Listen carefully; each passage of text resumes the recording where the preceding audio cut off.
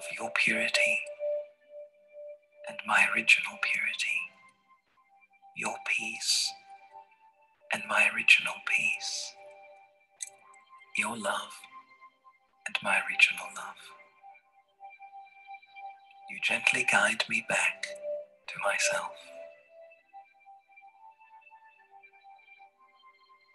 I have awoken. My consciousness is filled with positivity. My attitude is renewed with love and with understanding.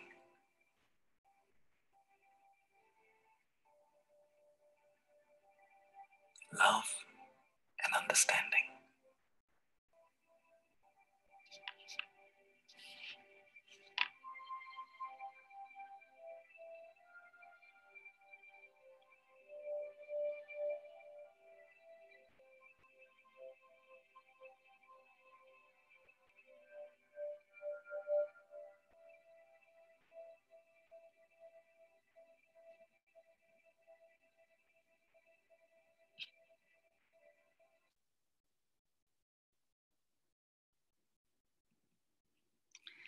Om Shanti.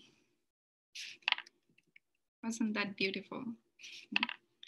So this commentary was by Brother Anthony Strano, who is no more with us. But if you liked it and if you feel you will enjoy more of these commentaries, then you can just type the link of life in YouTube and you can get a few more of such commentaries. So yesterday, one other thing that we saw was that I have the first step of being in relationship with myself. I understood that. And then I also understood the second relationship that I have is with the Supreme. And we said then the third step is to have relationship with others, right? And only when I have good relationship with others, where there is love and care and happiness, then that relationship becomes a source of happiness.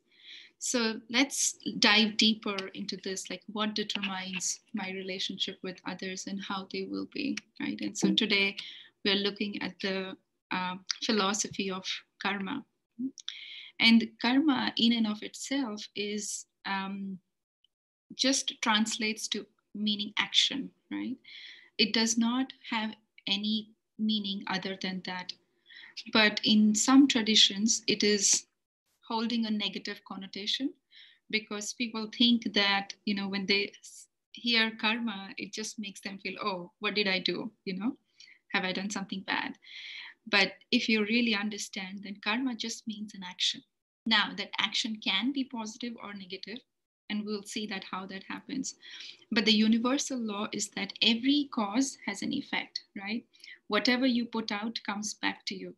So I have this pen in my hand. If I put it up with the equal force, it will come down back, right? And so any thought, any word, or any action that you're responsible for, it's like throwing up the pen. It will come back to you. Even the thought, right? Thought is considered as the seed of the karma. So whether it is thought or word or action, whatever you put out is going to come back to you. There is a saying, as you sow, so shall you reap. The question is when it will come back, right? It can come back immediately, perhaps after a few hours, or after a few days, or after a few years, or sometimes after a few births, right? It can come back all at once, or it can come back in installments. It's like, for example, you have certain amount of money. Imagine you take that money to the bank and you put it in the bank. It does not matter how much, but you just put it in the bank. And that same day in the evening, for some reason, you need all of that money.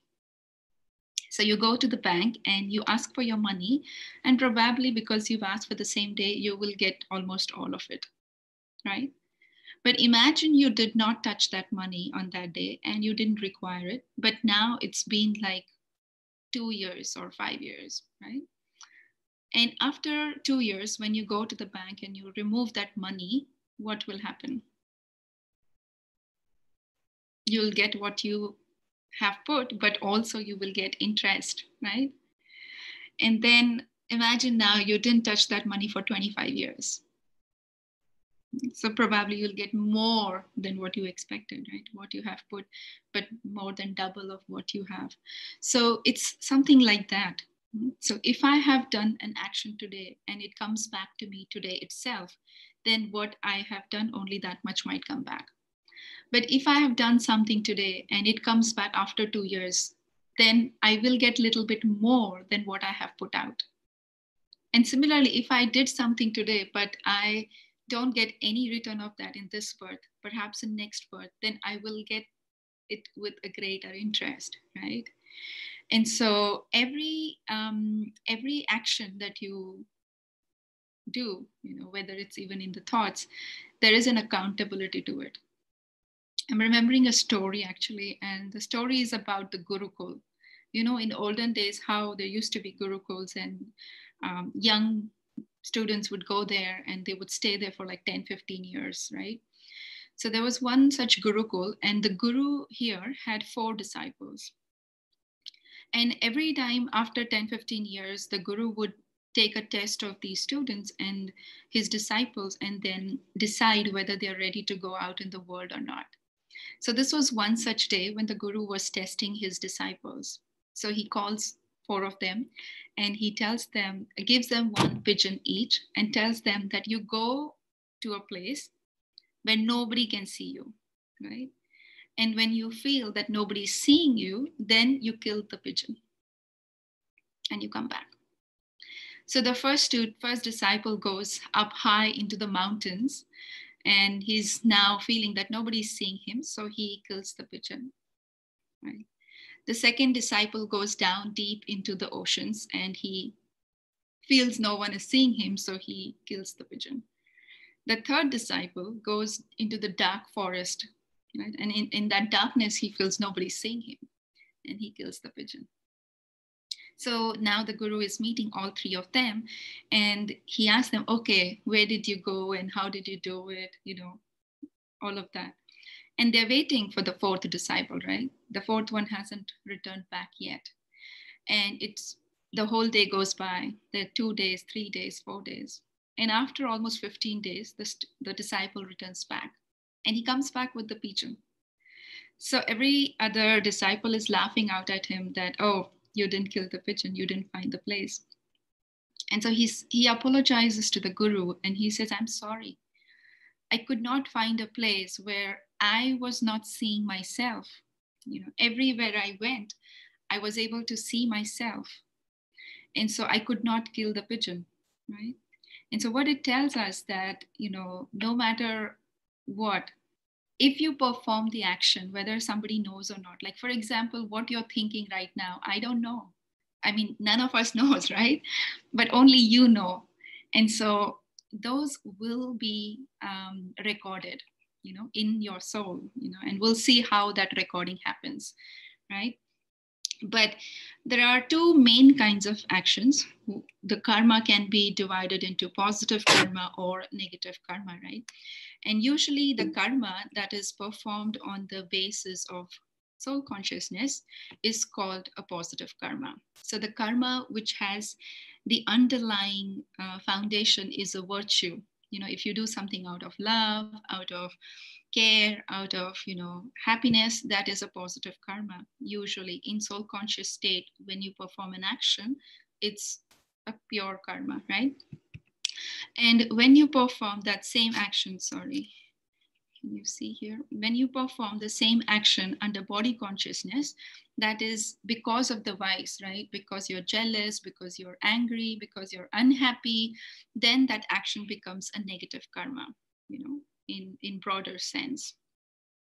And so we'll look at what makes the karmic law function. In basic terms, if you see, karmic law is equal to, the aim of the law is to bring balance.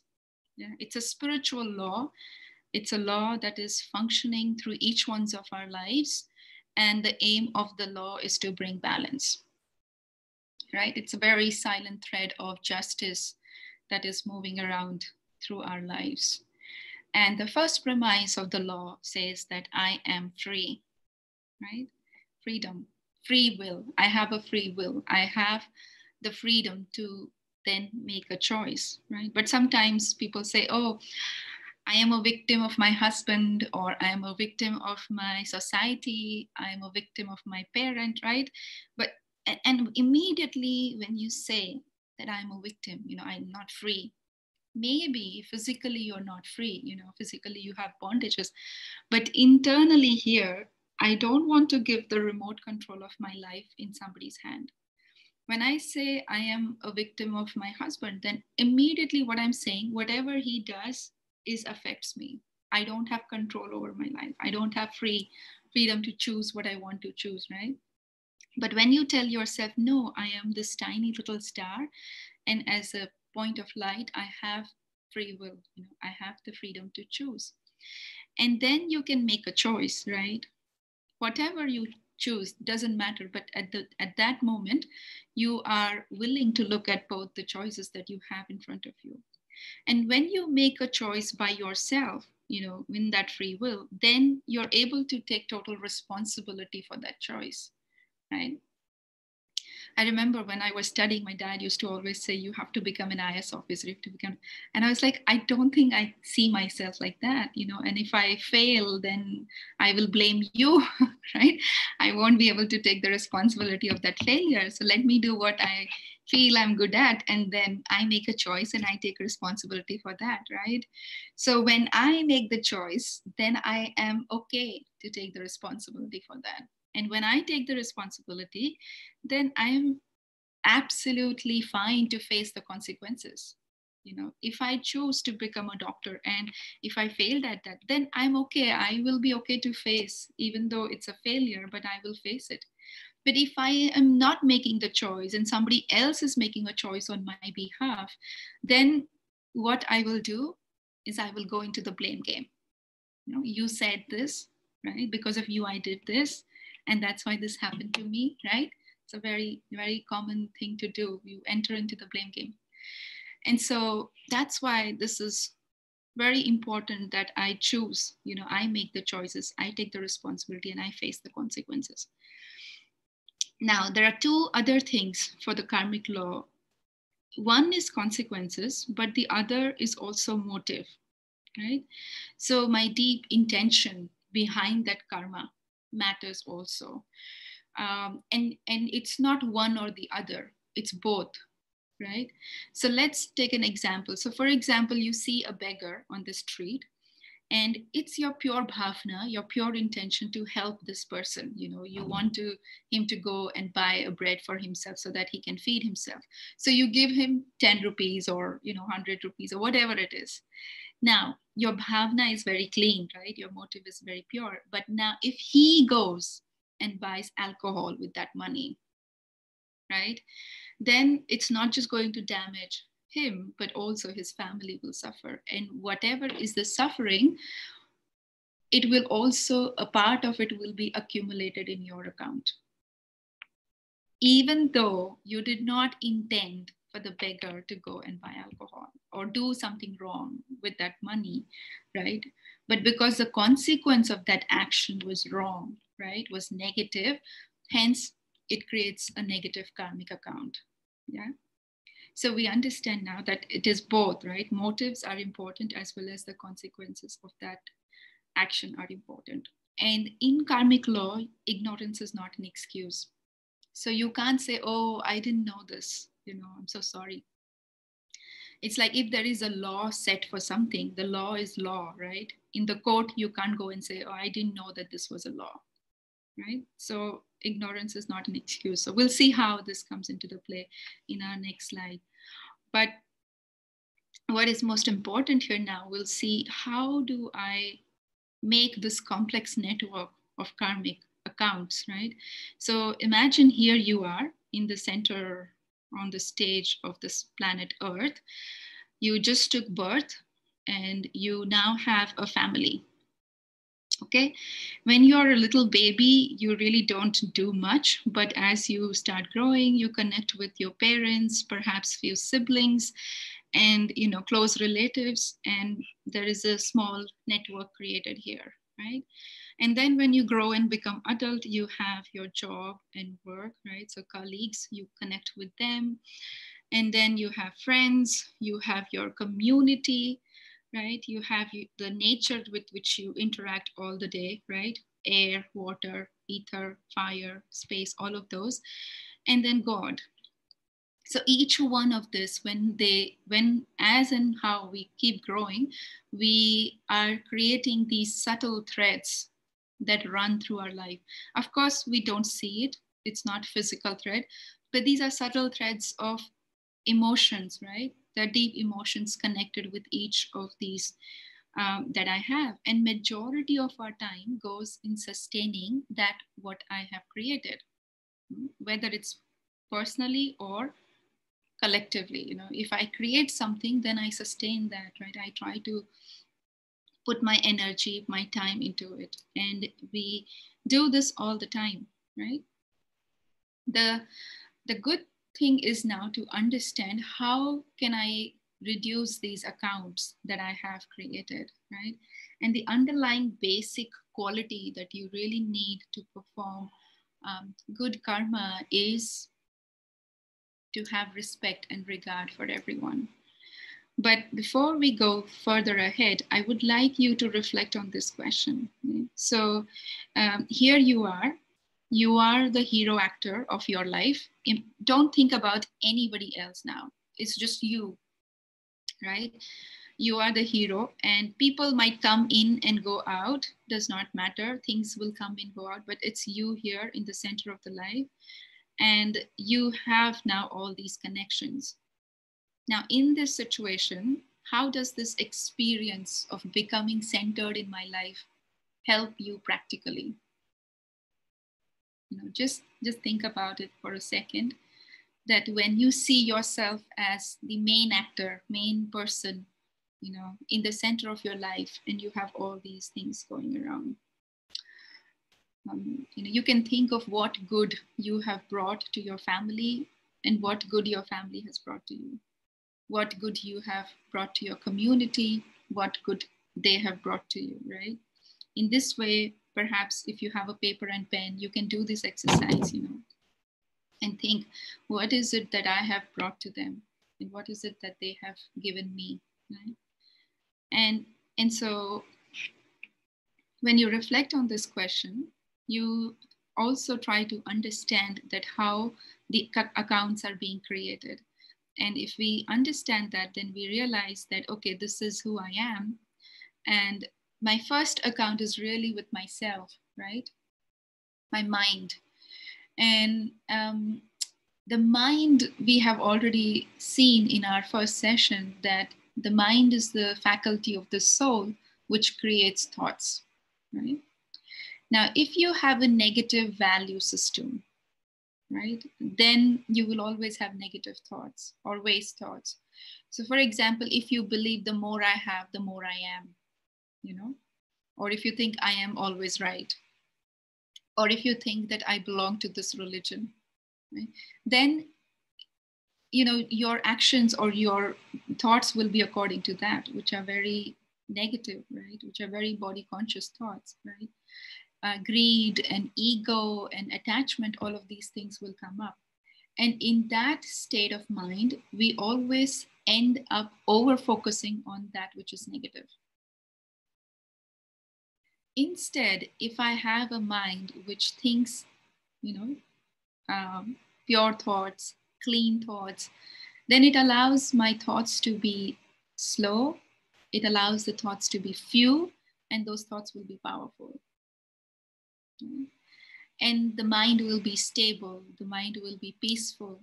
And with a peaceful and stable mind, I will always make right decisions. I will always indulge in looking at something that is good, right? So that's my first account that I'm creating. The second account I create is with my body, right? And here we are showing the man is smoking, right? And the body, the lungs are for taking in the air, purifying the air, just absorbing oxygen and releasing the carbon dioxide, which is not useful for the body. But if I am smoking, then I am actually increasing the workload of my lungs, right? I am giving extra work to my lungs. I am misusing the lungs. And remember the first thing that I said, that basic requirement to perform good action is to have respect and regard. The moment I have disrespect or disregard, disregard means mistreating someone or misusing something. When I mistreat someone, there is discomfort. When I misuse something, there is imbalance. And both of this discomfort and imbalance is unnatural state. And law of karma says that I have to bring in balance, right? So then the lungs over time will give up. They won't sustain you, they won't help you. And so I have to treat my body with respect. I have to understand what the body needs, what I should eat, how much I should exercise, right? All of those things. So that's like building a good relationship with your body. The third thing is to have accounts with material comforts, right? Or money or anything which is of value to you, right?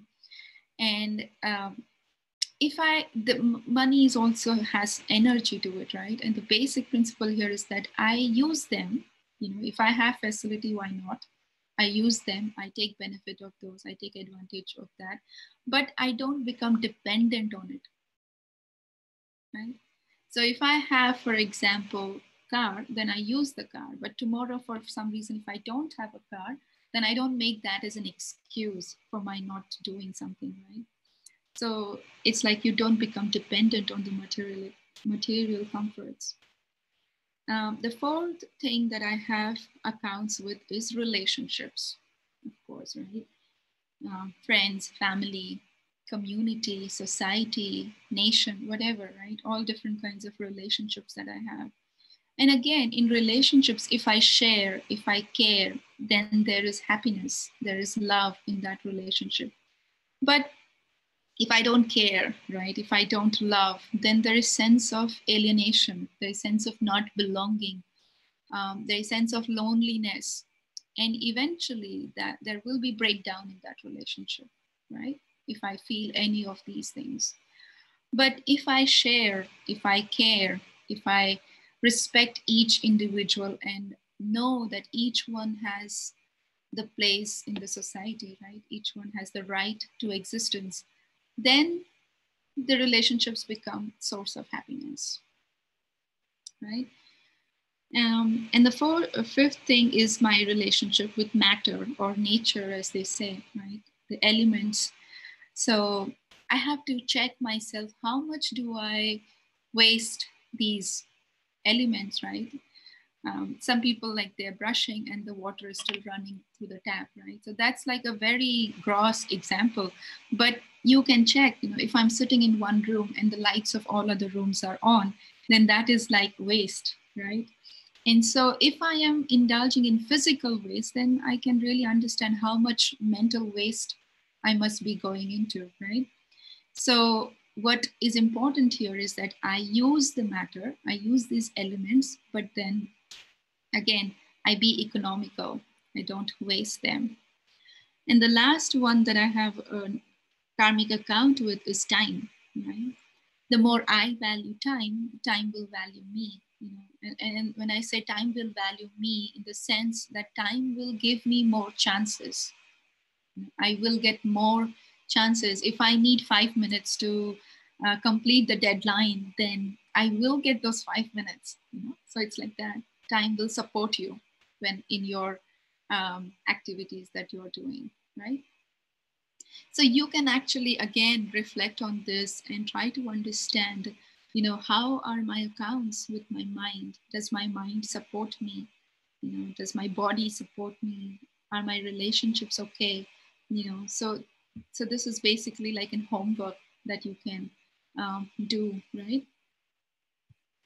And we will talk about how we can clean these accounts in next slides.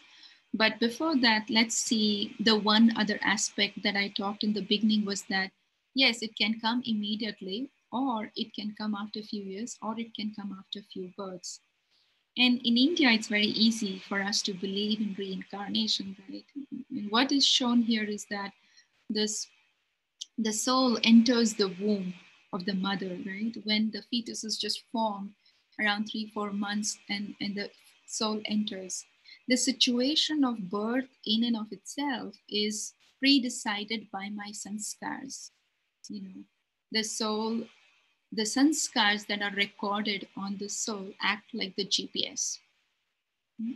So the soul will understand where I have to go, which family, who will be my parents, which community, which country. All of that is pre-decided, and more so based on my previous birth to this one, immediately previous one to this one, right?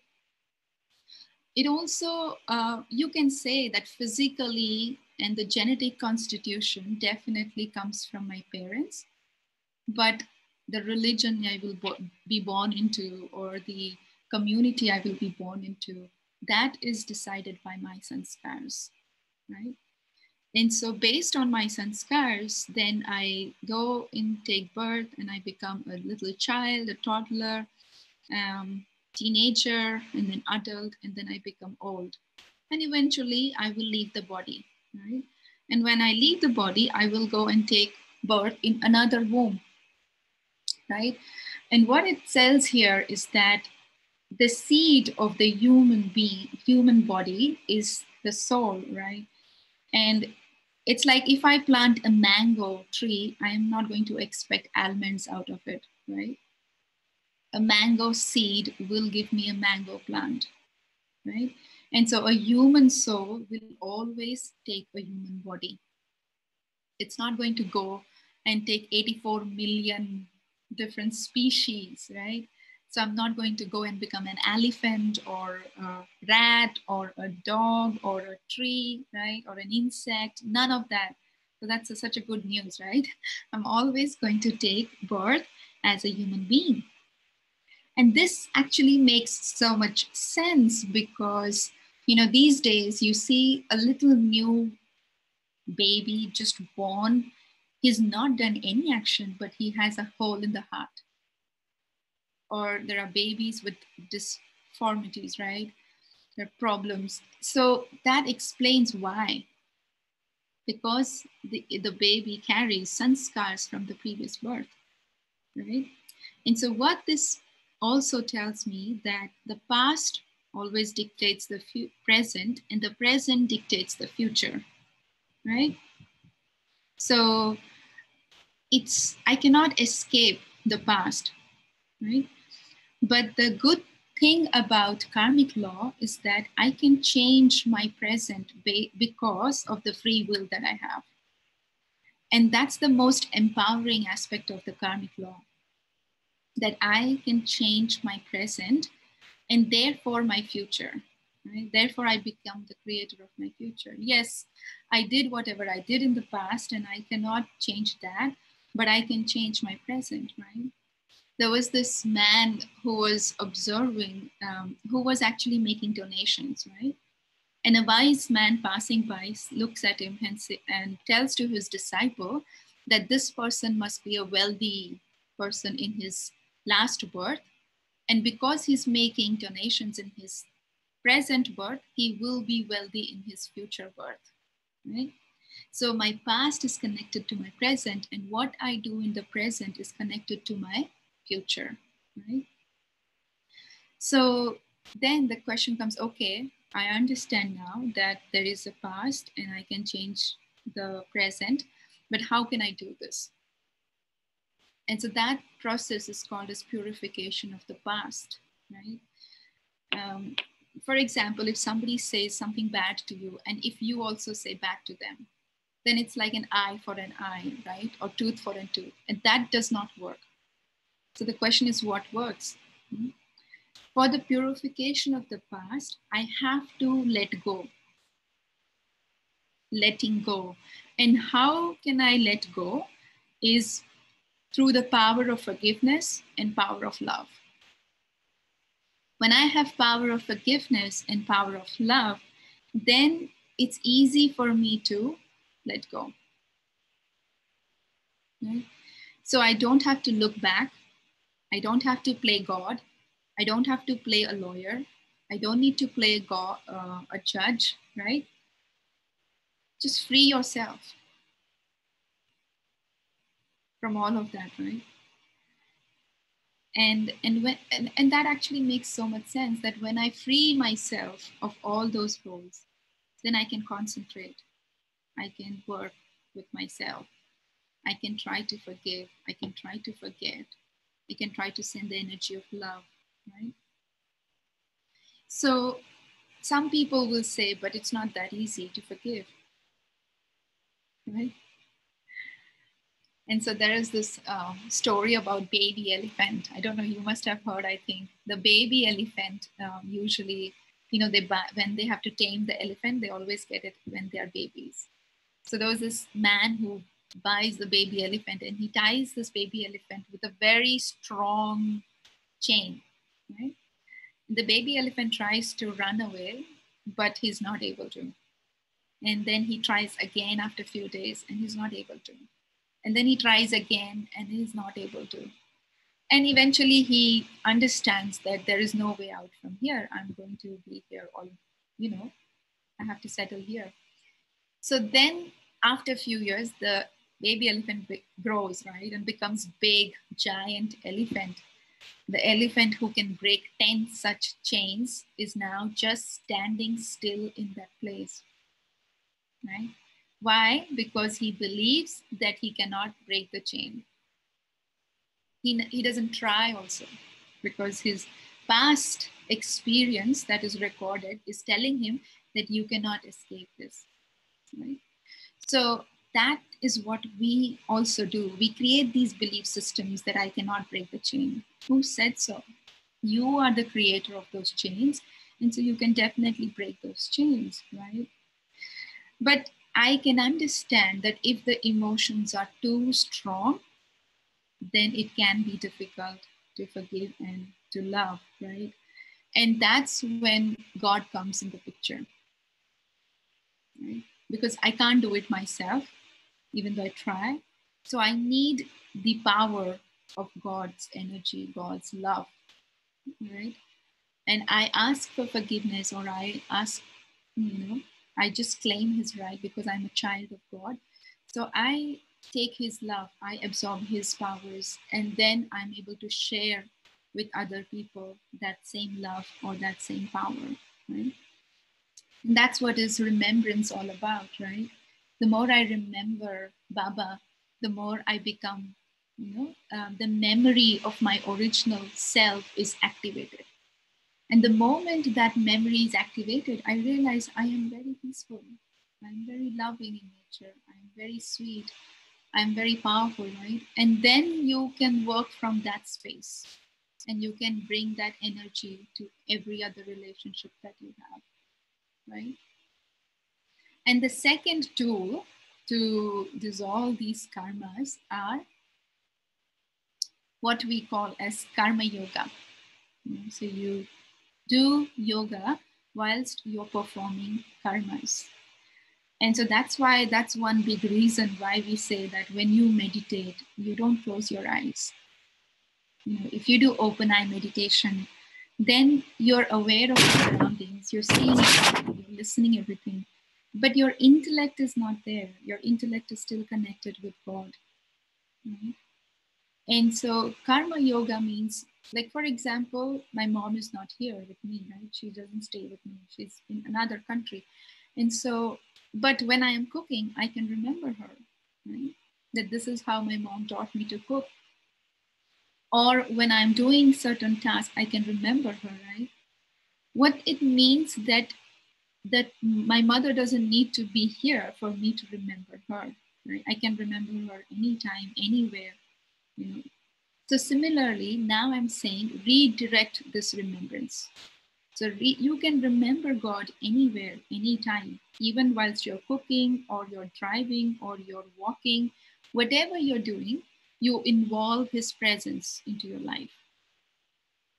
And that's basically is karma yoga, right? So, if you are going for a meeting, so you can tell Baba, I hope this meeting goes smooth, and for that I would like your company. Please come with me. Or if you're driving and I'm tired today, I tell Baba, Baba, I'm very tired. Can you just be my driver and take charge of the steering wheel? So I don't have to make that much effort. Not that I completely lose it, but I have his support, right? Sometimes I don't feel like cooking. I tell him, can you be my helper? Can you help in chopping? Can you help in cooking? So in any form, any relation, you can invoke his presence, right? And that is karma yoga. And the benefit of karma yoga is that action becomes purified, that action will be more elevated, but also then when you sit in the evening for meditation, or when you sit in the morning for meditation, your meditation will be very quick. Your connection with the Supreme will be very quick, because your whole day was in remembrance of God.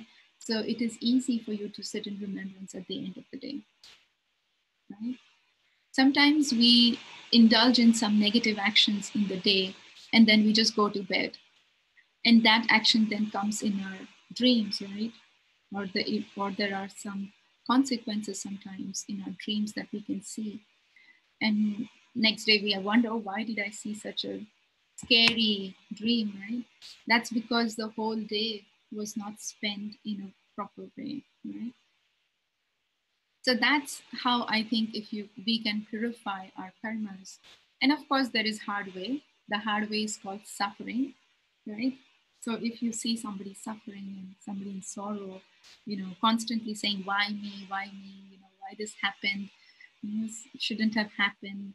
Like what is happening in the world now, right?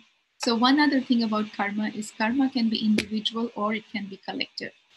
Individual is, for example, I am standing and for some reason I fall down, or I performed, I studied well, I got distinction, I get a reward. So that's individual karma. And collective is what we are seeing in the world right now, right? With the virus situation, not just me, but everyone in the world is affected, right? So that's collective karma. And so basically, I lost my chain of thought, but anyway, so it's if I'm doing karmas throughout the day and not blaming. Yeah, I was saying that if I blame, right? So suppose with this collective thing that's happening, if I say, oh, the government is wrong, or I blame the situation, or I blame the people why they are behaving so illiterate, why they're not sitting at home, or I blame China, or I blame somebody, right? All of this is not going to help me. I am actually indulging in creating more karma if I do that. But instead, if I think, okay, this is the situation, what can I do? Perhaps I can sleep more, right? I have been deprived of sleep, so let's sleep a little bit more. Or I can read some book that was on my to-do list, or I can, spend some nice time with my family, or I can learn something new, right? And which all of you are doing actually, that you're using this time in the best possible way that you can, right? Learning this course and learning about yourself. So this is what you are doing right now, is the way to use your time, right? Your energy, your thoughts, so and that is how we will clear the past. That is how we will start creating new good karmas, right? So I think that's all I have. But if you want to do a little homework, then perhaps you can think of a situation that is on your mind, or something that has happened to you and you feel, little otherwise about that situation. And then look at the past, present, and future of it from this karmic point of view that we have studied today, right? Um, and and once you do this portion, then you go to the third part. We don't have so much time, otherwise I would have asked you all to do it now. But you can do it by yourself, And then now you connect to God and look at the same situation as if it's happening on the scene of the stage of a theater.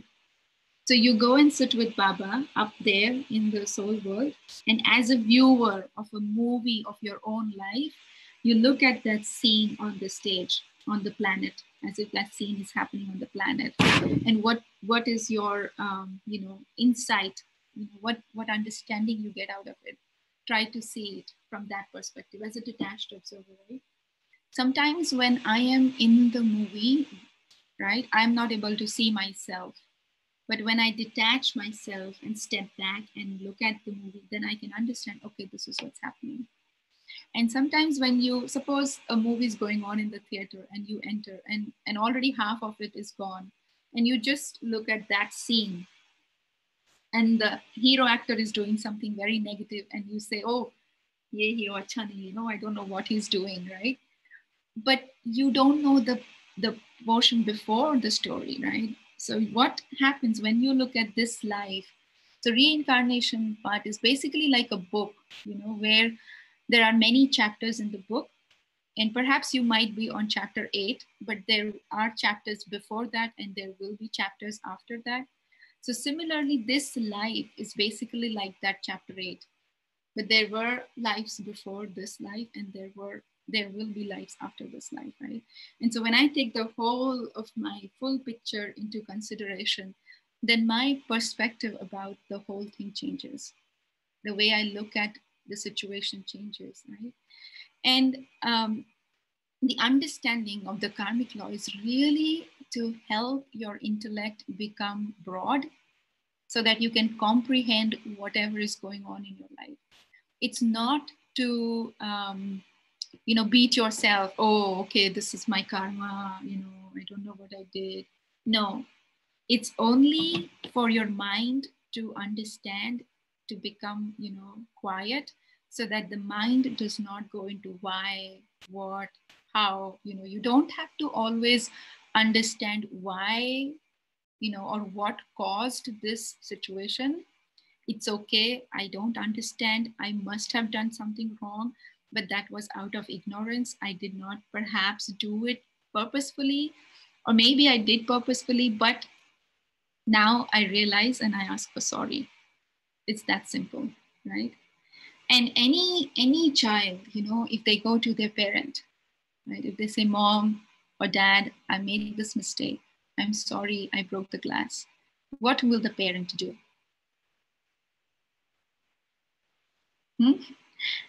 The parent will immediately hug the child, right? The parent is not going to scold the child. The parent is not going to, beat the child, because the child has himself come and said sorry. And even if the parent would have known, right, the parent expects the child to himself come and tell what he did, right? So similarly, I am the child of the Supreme Father. So of course, as God, he understands, everything, he knows it. But as a child, if I go to Baba and I say, Baba, this is what I did, and I realize that it was a mistake, but I ask for sorry, I ask for forgiveness. And he will shower upon you his love. Half of your karmic accounts will be resolved then and there, right? So that's the beauty about understanding the law of karma, how it functions, right? So that's all I have. If there is any question, if there is any clarification you want, you can ask. Maybe we can unmute everyone now.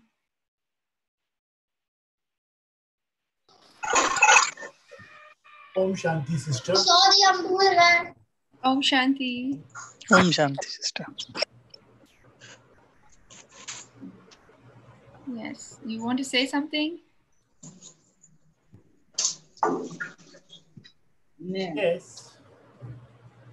Is somebody else also speaking?